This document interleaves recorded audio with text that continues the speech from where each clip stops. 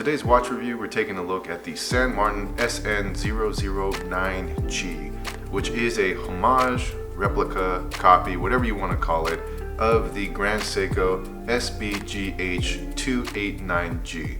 So let's get right into it. Starting out with price, you can find this on the San Martin website for $370 or so. After taxes and shipping, using the good shipping, which is DHL, the total comes out to just under $400. Diameter comes in at 44 millimeters or 47.5 millimeters.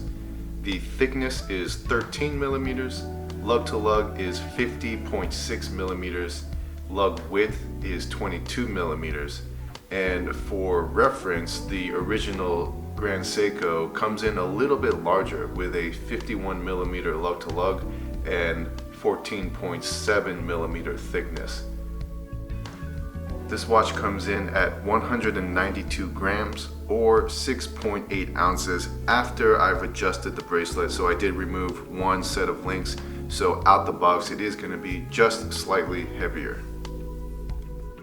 And here is how all of those dimensions work on my 7.5 inch wrist.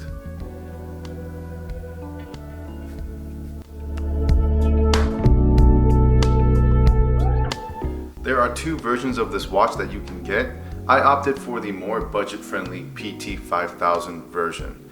The PT5000 is essentially an ETA 2824 clone, so in my opinion, that's a great thing. It's automatic and hacking. And as you can see, we've got 3 hands and a date complication. The accuracy is rated for plus or minus 12 seconds per day, and it's gonna beat 28,800 beats per hour, which is gonna give you around a 38-hour power reserve. As far as reliability goes, this watch does come with a shock absorbing system, sort of like DiaShock or Incablock, where there's a spring on the balance wheel jewel. So you're going to have improved reliability over time. Case material is 316L stainless steel, and that includes the bracelet as well. And at the very top, we've got a 120 click unidirectional bezel with a loomed pip. And then inside that bezel is a sapphire crystal. Underneath the crystal, we've got applied indices, and on those indices, we've got BGW9, which is a fantastic lume. On the right hand side, there is a screwed down crown with a signed 3D shark logo. And at the very bottom, you can also see the screwed down Caseback, which also has a 3D shark logo. All of this is inside a case that provides 200 meters of water resistance.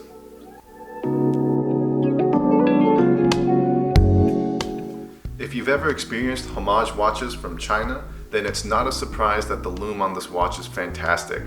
As far as I'm concerned, China has set the standard for the quality of lume all watches should have. I say this because I have some $1,000 plus Swiss luxury watches with lume that pales in comparison to these Homages. Without starting an online war, I'll get back to this San Martin and just reiterate that the lume is 10 out of 10.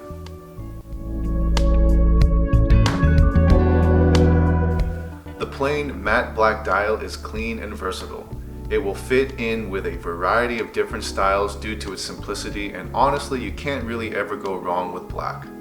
The text just above 6 o'clock is tastefully done with a straightforward font and nothing overly descriptive. The applied logo is optional, and as you can see, I've opted to add it. I understand why some people don't like the hexagonal logo, however, I really like it. Number one, it's a little quirky, and number two, it's proudly labeling the watch as a San Martin and not anything else. The indices are done well, and I really like the chromed outline on each of them. It gives the dial a subtle touch of bling, which contrasts well with the pleasantly plain dial. Moving over to the hands, these are the star of the show here. In practice, they are effective in telling me the time with the precise second and minute hand extending as close to the chapter ring as possible. And aesthetically, they are phenomenally finished.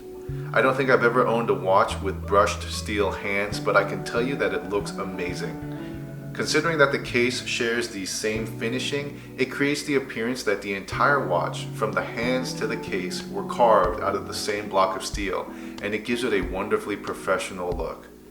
The base of the center second hand is also an optical treat, as it almost looks stationary as the fore and aft parts of the hand float around it.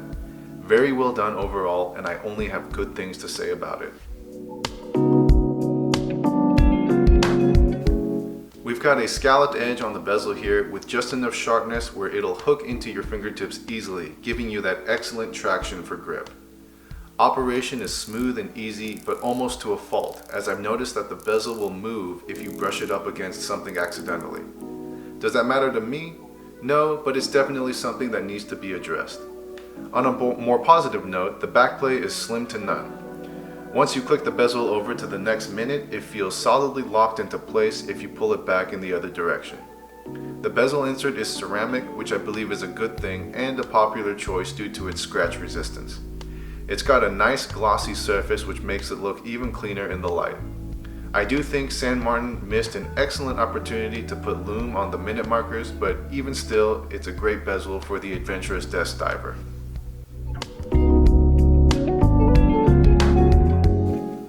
I'm really glad they went with a 3D design on the crown because it's such an unnecessary thing to do, and I appreciate that they did it anyways. It's that kind of attention to detail which remind me just how great of a watch you can get if you don't want to fork over the significant funds to buy a Grand Seiko. It's not all rainbows and butterflies though, as I find the crown action to be slightly sluggish and labored when screwing it back in. There's no doubt that it works fine, but I just don't get the warm and fuzzy feeling of comfort like I do when screwing in other crowns. It's not something that ruins the experience for me, but just something to be overly critical about. With that being said, the coined edge and non-invasive crown guards all assist in making short work in setting the date and time.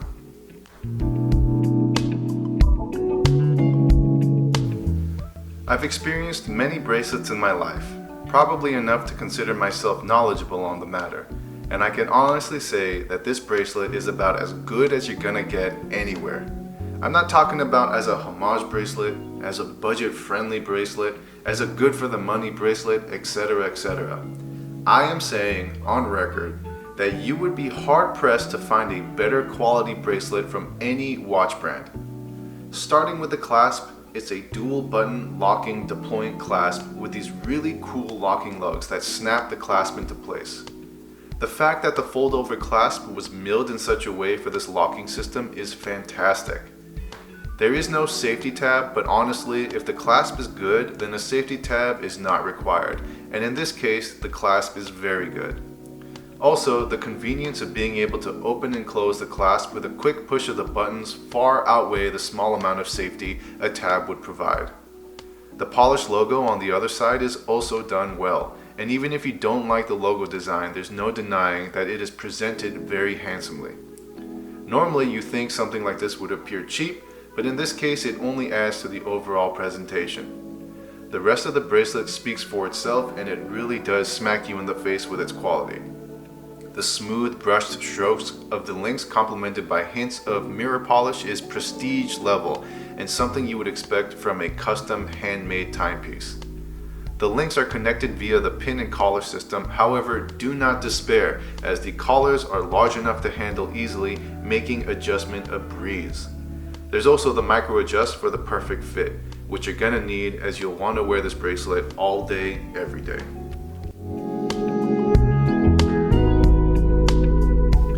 Like the crown, there's a 3D shark logo on the caseback. Whatever new machining process they have is working because this caseback feels exactly the same as a Seiko Prospex caseback. There's no information labeled here, but I like the clean look. Like the rest of the case, there's a great mixture between brushed and polished surfaces, and as you can see, it looks very clean. I'm starting to prefer closed casebacks as opposed to the open display casebacks, and this is a great example of why. In my opinion, it looks more impressive because it's not trying to show off while still displaying a more humble type of beauty.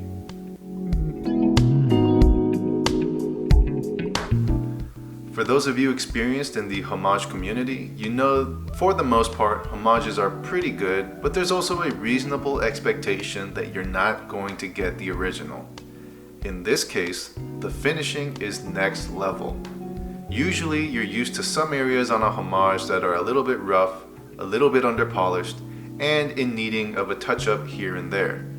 In this case, it looks and feels like this watch got the same amount of attention as a $1,000 Seiko. The surface is clean, smooth, and decorated with the beautiful lines of steel, and the edges are wonderfully soft and glisten just enough to show you the more graceful side in right angles of light. I don't even care if a Homage hater is rolling their eyes right now. I call it how I see it, and there's no other way to describe it. It's fantastic. I think I've made it pretty obvious that I'm very happy with this watch, but for the sake of trying to be balanced, I'll summarize some areas that could use improvement. Number 1, I think the bezel could be stiffer. It's a breeze to turn, but unidirectional bezels are supposed to turn deliberately, not accidentally. And number 2, the crown action can definitely be improved. This is probably the most important fix that needs to get done. If they can get the crown to feel more sturdy, then this watch would be hands down a giant killer. But that's about all I have to criticize. Everything else came out with top marks. This watch is really going to make you question where the line is between Chinese mass production and entry-level luxury, because to me, it's looking like entry-level luxury needs to work harder and harder to stay on top. I am thoroughly impressed with the SN009 and would put it up against any of my $1,000 watches any day. If you're not obsessed with brand names or original designs and you just want a quality watch at a sensible price, then keep your eyes on this one because it's a performer and a looker. This gets the Simucom stamp of approval and an overall score of 5 disapproving watch snobs out of 5 disapproving watch snobs. So that's all I gotta say for now. I hope you enjoyed my unprofessional review, as I always have a blast making them. Thanks so much for watching, and I'll catch you guys in my next episode. Bye.